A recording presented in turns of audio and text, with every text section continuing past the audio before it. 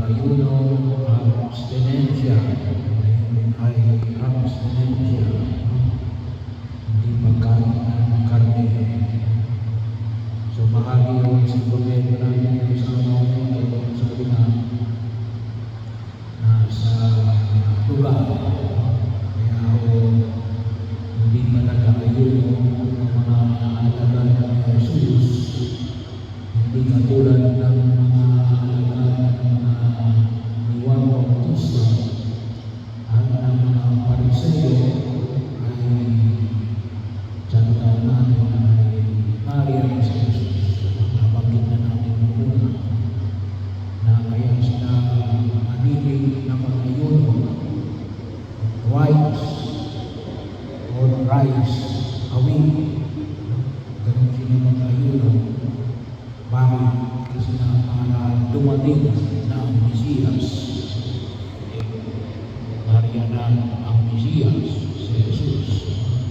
Kaya anong sabi? Hindi naman sinabi na hindi na mag-ayuno mga nag-ayuno. Hindi ngayon.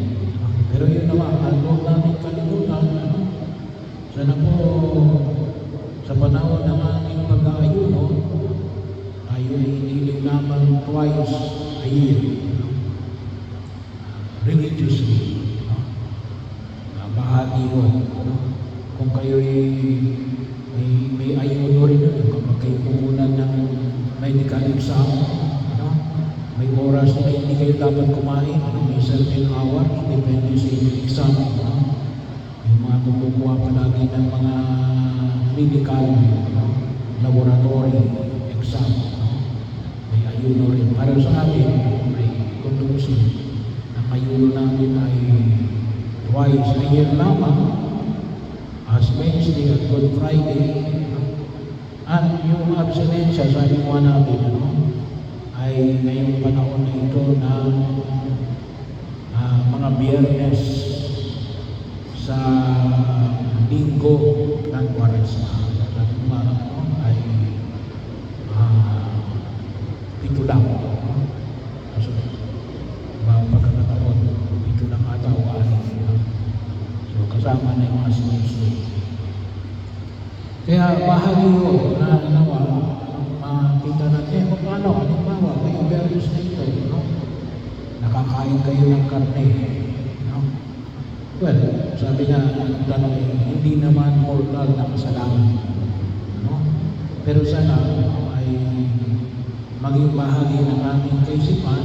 We have to take note also, sabi nga natin, kasi yung pagkilos natin, may isang pagkilos natin, mayroong full knowledge and kung maaari rin full consent para higit na maginabangan namin yung biyaya ng pagliligtas ng Diyos. Kaya dapat din maging aware tayo. Yes, wala man yan. Kaya ngayon, anong gagawin natin kung kayo nakakain ng karne?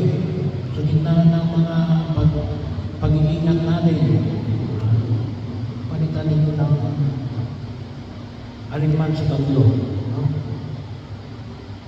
Acts of charity, magkawang-gawa. Acts of piety, magdasal kayo ng Santo Rosario. Or acts of sacrifices. Baka naman ang uri ng pagsasakripisyo na pwede nyo gawin pagkakataon. Kapatid, kasi nga nakaligtaan nyo.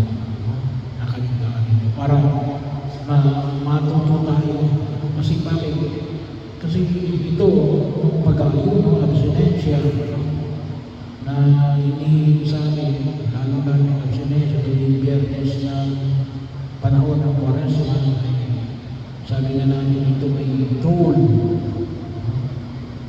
Ito ay gamit para masunod natin yung panyaya na ipinamani ko sa atin sa unang pagbasa sa sulat ni San Juan, na kaya tayo nag-ayuno para maiwasan natin yung kanin,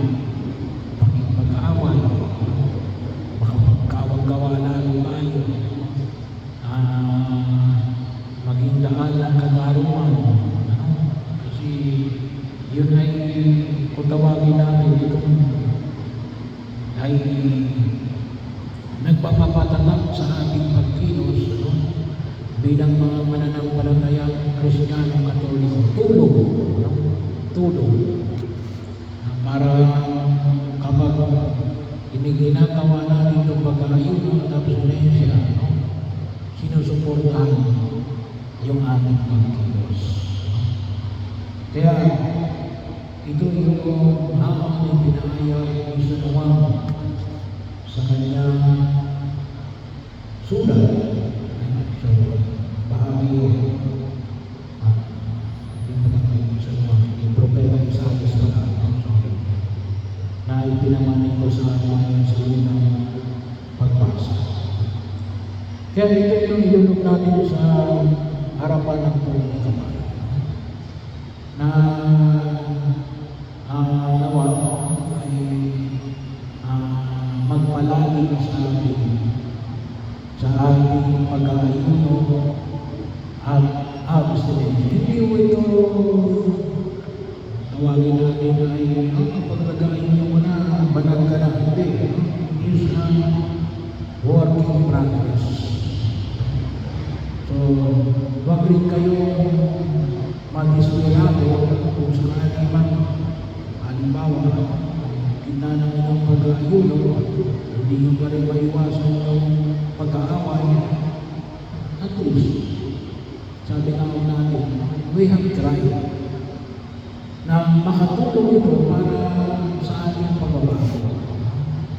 Hindi naman mabigyan kapag nag-ayuno ka, babait ka na kaagad. Hindi yung gano'n yun. Yun na yan eh. Unti-unti, kung tawagin natin ay hinahasang tayo. Unti-unti, pinagtitibay tayo sa pagkakataon na ito. At naglalais tayo na sa pamagitan ng mga gawain na ito, sabihin natin, hindi lang namin ginusto. Kasi maraming tao na gusto ko yan. At hindi nagbibigay ng effort. Walang effort.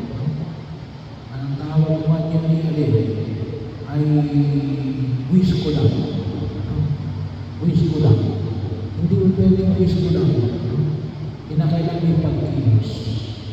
At ang pag-aayuno at abstinensya ay ilang naman sa mga tulong para sabi natin mahubog tayo sa diwa ng ating Panginoon sa Kristo.